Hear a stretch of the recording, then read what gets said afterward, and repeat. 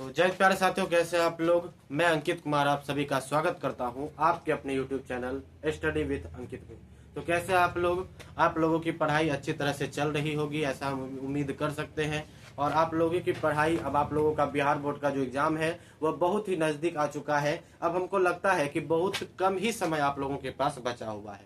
तो आज जो हम लोग आज पढ़ने वाले हैं, कि आज पढ़ने क्या वाले हैं, तो आज जो है हम आप लोगों के लिए कुछ स्पेशल लेके आए हुए हैं, जिससे आप लोगों के संस्कृत बुक का जितना भी लघुत्तरीय जो प्रश्न है, जो आपके द्वारा, जो आपके बिहार बोर्ड के द्वारा जो पूछे जाते हैं एग्जाम में, सभी प्रश्न को हम अपने तरह से अपने हिसाब से बना करके क्वेश्चन बैंक को देखते हुए आपके लिए बहुत ही अच्छे अच्छे प्रश्न बनाए गए हैं। और यह प्रश्न आपके कोनो बुक खोजिएगा, कोनो बुक लीजिएगा, सभी बुक में यह प्रश्न आपको मिल जाएंगे। और ये जितने भी आज हम बताने वाले हैं, यह 1 से 14 अध्याय के सबसे महत्वपूर्ण प्रश्न हैं। सभी को आपको हम विस्तार पूर्वक बताएंगे। कहिएगा ये तो 10 को लिखे है कि 10 को बताइएगा, नहीं, ये तो हम 10 को आपको खाली समझाने के लिए लाए हैं। आपको इसी वीडियो में हो सकता है तो आपको और एक वीडियो मिल जाए, लेकिन एक ही वीडियो में हम बनाने का प्रयास करेंगे। और आप हमारे साथ इस वीडियो में लास्ट तक बने रहिएगा और लास्ट तक देखिएगा कैसे धमाका होता है। और लास्ट तक आप हमारे वीडियो में बने रहिएगा। और आज जो हम लोग पढ़ने वाले हैं वो अच्छी तरह से आपको समझाएंगे। लेकिन एक बात ध्यान रखिएगा, हम तो खाली समझेबे न करेंगे, लेकिन आंसर आपको खुद से लिखना है। ऐसा हम काहे करते हैं कि आप लोग अगर एक बार अपने से बनाने का प्रयास करिएगा ना, तो आपको अच्छी तरह से समझ में आएगा। और अच्छी तरह से एक बार समझ में आ गया तो आप लोग जो है अपना जो जितना भी लघुत्तरीय क्वेश्चन होगा, इससे बाहर आपको पढ़ने की आवश्यकता नहीं पड़ेगी, ऐसा हम कह सकते हैं। आप लोग लेकिन इसको अपने से बनाने का प्रयास करिएगा। यह देखिए, अभी जो 1 से 10 तक प्रश्न लिखे गए हैं, ये 1 से 8 चैप्टर के प्रश्न लिखे हुए हैं। 1 से 8 पहला है आप लोगों का मंगलम पाठ का। जितने भी प्रश्न थे हमने उससे एक प्रश्न को चुना है और सभी से 1 से 8 चैप्टर में से आपके 10 प्रश्न हमने लिए हैं।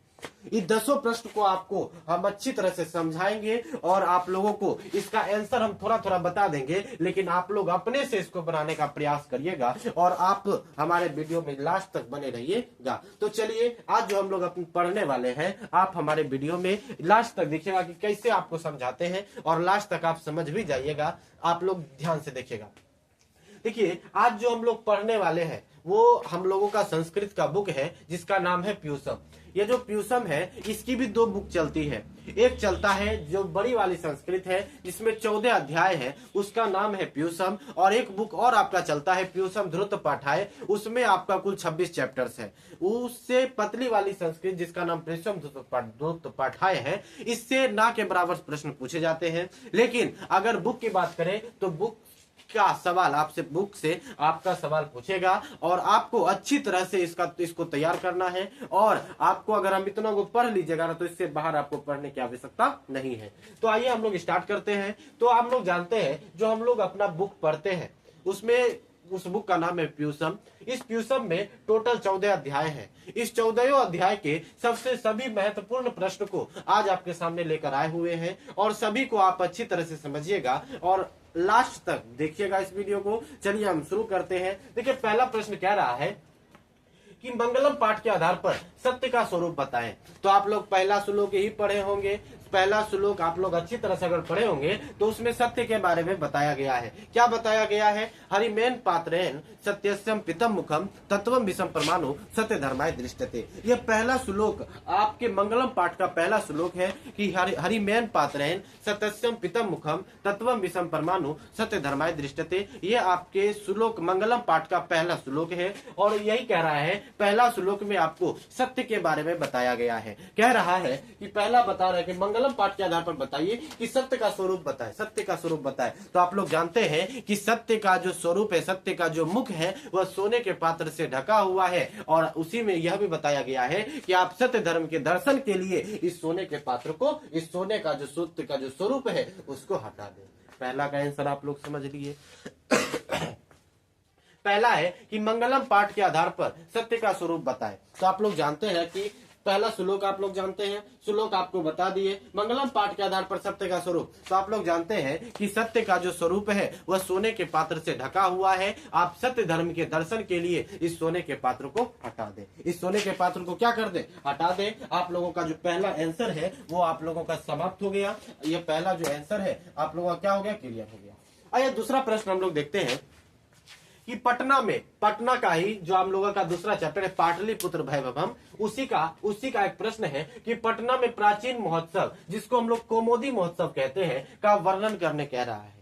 तो आप लोग जानते हैं कि आपसे ऑब्जेक्टिव से भी यहाँ प्रश्न पूछता है कि पटना में प्राचीन महोत्सव कौमुदी महोत्सव का वर्णन करें। तो आप लोग जानते हैं ये जो कौमुदी महोत्सव है यह पटना में शरद ऋतु में मनाया जाता है। यह जो कौमुदी महोत्सव है यह पटना में धूमधाम से एकदम बढ़िया से कौमुदी महोत्सव जो है वह शरद ऋतु में मनाया जाता है। और यह किसके शासन में किया जाता था, तो गुप्त वंश के शासन काल में यह किया जाता था। जैसे अभी हम लोगों का दुर्गा पूजा होता है उसी तरह पटना में कौमुदी महोत्सव मनाया जाता था। अभी हम लोगों में दुर्गा पूजा इसके नाम से जानते हैं। बात क्लियर है? क्या है प्रश्न है कि पटना में कुमुदी महोत्सव, प्राचीन महोत्सव जिसका नाम है कुमुदी महोत्सव का वर्णन करें। तो आप लोग बता दिए कि पटना में प्राचीन महोत्सव जिसको हम लोग कुमुदी महोत्सव कहते हैं, क्या है इसका वर्णन कह रहा है। तो कुमुदी महोत्सव जो था यह गुप्त वंश के शासन काल में आरंभ हुआ था। उसी के समय में यह एकदम अच्छा रक्षा व्यवस्था इसका अत्यंत उत्तम था। और यह जो कुमुदी महोत्सव है यह शरद ऋतु में मनाया जाता है। और जैसे अभी हम लोगों का दुर्गा पूजा होता है, अगर आप इतना को बात लिख दीजिएगा तो आपको 2 नंबर देने से कोई नहीं कतराएगा। तो आप लोग दूसरा प्रश्न भी देख लिए। आइए तीसरा है कि अलस कथा पाठ में आग लगाने पर क्या हुआ। और बनावटी आलसी कहने का मतलब हुआ जितने भी धूर्त आलसी थे ये क्यों भाग गए। तो आप लोग समझिएगा कि अलस कथा में आग लगाने पर तो वहां के जो कर्मचारी लोग थे उन्होंने सोचा, सभी कर्मचारी ने मिलकर सोचा, क्या सोचा कि उन्होंने अपने लोगों में एक टीम बनाया, अपने सलाह एक टीम समूह बनाया। उसमें चर्चा हुई कि हमारे जो मंत्री है जिसका नाम था वीरेश्वर, वह स्वभाव से दानी और दयालु थे। आपसे पूछ देगा कि वीरेश्वर कैसा व्यक्ति था, तो वह स्वभाव से दानी और दयालु था। तो आपसे पूछेगा कि अलस कथा में आग लगाने पर क्या हुआ। तो कर्मचारियों लोग जो थे वह जब अलस कथा में आग लगाए, जब लोग रात में सो रहे थे, तो उसी समय कर्मचारियों ने अलस कथा पाठ में अलस जो उसमें रहने के लिए जिसको आवास दिया गया था उसी में कर्मचारियों के द्वारा आग लगाया गया। और जितने भी धूर्त लोग थे, जितने भी बनावटी आलसी थे जो आलस का नाटक करते थे, तो वह जितने भी आलसी थे वो भाग गए। जितने भी आलसी थे वो क्या हो गए, भाग गए। और अंत में 4 आलसी बचे और चारों आलसी अपने स्थान से नहीं हिले। वही 4 ऐसे वास्तविक आलसी थे और वह अपने में ही तो उन्होंने अपने 4 बातों में कहा कि अरे यह कैसा शोरगुल है, ऐसे करके उन्होंने 4 बातों को कहा था। चारों आलसी अपने चारों बातों को रखे थे। तो आपसे पूछेगा कि अलस कथा पाठ में आग लगने पर क्या हुआ और बनावटी आलसी क्यों भाग गए। और जब लास्ट में आग लगाया गया, जब ये चारों आलसी जब वहां पर सोए रह गए, तो बाद में कर्मचारियों ने उन चारों आलसियों को केस पकड़ करके उसको अलसशाला से क्या निकाल दिया था, बाहर। तीसरा प्रश्न भी हमारा क्या हो गया, क्लियर हो गया। आइए चौथा प्रश्न है कि आधुनिक काल की किन्हीं 2 प्रसिद्ध संस्कृत लेखिकाओं का नाम लिखें। देखिए आपसे पूछेगा कि आधुनिक काल की किन्हीं 2 प्रसिद्ध संस्कृत लेखिकाओं का नाम लिखें। तो आप लोग जानते हैं कि संस्कृत लेखिका 2 का नाम न कह रहा है, तो एक याद रखिएगा, पहला पंडिता छमाराव और दूसरा मिथिलेश कुमारी मिश्र। यह दोनों आधुनिक लेखिका है और यह दोनों काफी प्रसिद्ध भी है अपने आधुनिक काल में। यह दोनों लेखिकाएं जो है अपने में प्रसिद्ध है। आइए 5वां प्रश्न क्या रहा है कि भारत महिमा पाठ में के आधार पर भारत भूमि कैसी है। तो आप लोग जानते हैं कि भारत महिमा पाठ जो है उसमें अगर आप लोग देखिएगा कि भारत महिमा पाठ के आधार पर अगर आप लोग देखिएगा कि भारत की जो भूमि है वह निर्मल है, स्वच्छ है, क्या है, स्वच्छ है और वात्सल्य है। यहाँ पर विभिन्न जाति, विभिन्न लोग, सभी लोग एक तरह एक भाव में रहते हैं और सभी की जो बोली है सभी एकदम अच्छी है, इसीलिए भारत भूमि ऐसी है। तो आप लोग समझ गए क्या कहते हैं, फिर से सुनिएगा कि पूछ रहा है कि भारत महिमा पाठ के आधार पर बताए कि भारत भूमि कैसी है। भारत भूमि एकदम स्वच्छ, निर्मल, वात्सल्य है। यहाँ विभिन्न जाति, विभिन्न लोग, विभिन्न धर्म के लोग यहाँ निवास करते हैं और इन सभी की रक्षा देवता लोग करते हैं। इन सभी की रक्षा कौन करते हैं, देवता लोग करते हैं।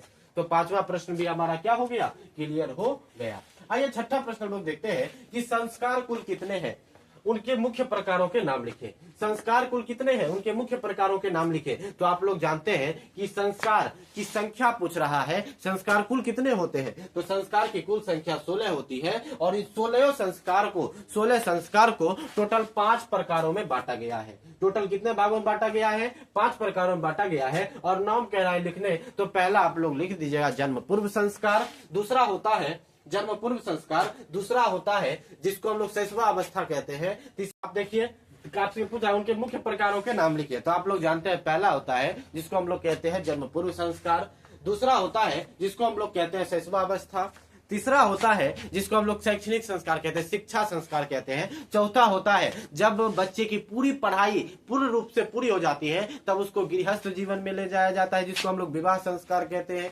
और विवाह होने के बाद लास्ट में जाकर के टपक जाते हैं जिसको हम लोग अंत्येष्टि संस्कार भी कहते हैं। जिसको मरने के बाद जो संस्कार किया जाता है उसे अंत्येष्टि संस्कार कहते हैं। ये संस्कार कुल 16 होते हैं और उनको 5 भागों प्रकारों में बांटा गया है। आइए अगला है कि शिक्षा संस्कार में कौन कौन से कर्मकांड होते हैं। देखिए यहाँ थोड़ा गलत नहीं लग रहा है आपको प्रश्न। देखिए आपसे पूछेगा कि शिक्षा संस्कार में कौन कौन से संस्कार होते हैं। शिक्षा संस्कार में कौन कौन से संस्कार होते हैं, कौन या कितने प्रकार के होते हैं यह पूछ सकता है। यहाँ प्रकार लिख लिया अच्छा रहेगा। आपसे पूछेगा कि शिक्षा संस्कार में कौन कौन से प्रकार होते हैं। तो आप लोग जानते हैं कि शैशवावस्था में जब बच्चा रहता है तो उस समय टोटल 6 तरह के संस्कार किए जाते हैं। और शिक्षा संस्कार में टोटल शिक्षा संस्कार कौन कौन से होते हैं। तो आप लोग जानते हैं कि शिक्षा संस्कार में टोटल 5 तरह के संस्कार होते हैं। पहला अक्षरारंभ संस्कार, पहला कौन संस्कार, अक्षरारंभ संस्कार। दूसरा होता है वेदारंभ संस्कार, तीसरा होता है केशांत संस्कार और चौथा होता है, आप लोग ध्यान से देखिए पहला है अक्षरारंभ संस्कार, दूसरा उपनयन संस्कार, तीसरा होता है वेदारंभ संस्कार, चौथा केशांत संस्कार और पांचवा जिसको हम लोग समावर्तन संस्कार भी कहते हैं। जब बच्चे की पढ़ाई पूर्ण रूप से पूरी हो जाती है तो उसको गृहस्थ जीवन में ले जाने के लिए, उसकी पढ़ाई छुड़वाने के लिए समावर्तन संस्कार किया जाता है।